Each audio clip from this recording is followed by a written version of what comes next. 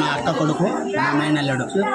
తనకి చిన్నప్పటి నుంచి చదువు ఫస్ట్ స్టాండర్డ్ నుంచి ఆర్మీ ఉద్యోగం వచ్చేంత వరకు మేము బాగా సహకరించాము. తను జమ్మూ కాశ్మీర్ బార్డర్లో ఉద్యోగం చేస్తున్నాడు.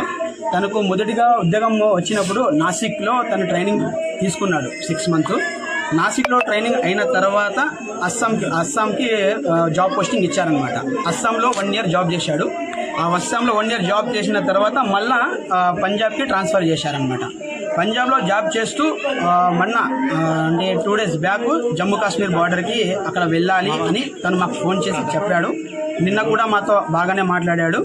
తను ఒకటే, ఈ ఉద్యోగం వద్దురా అన్న కూడా తను ఒక్కటే మాట అన్నాడు, చస్తే నేను దేశం కోసం చేస్తాను, నేను చచ్చిపోయినప్పుడు నా బాడీ మీద భారతదేశపు జెండా కప్పాలి అని ఫస్ట్ నుంచే తను ఈ మాట వాళ్ళ అమ్మ నాన్నకు చెప్పాడు. వాళ్ళ అమ్మ వాళ్ళ నాన్న ఎంత ఫోకస్ చేసినా ఈ ఉద్యోగం వద్దురా, మనకి ఏదో కూలీ నాలి చేసుకొని బతుకుందాము అని అన్నారు. మా అక్క మా మావ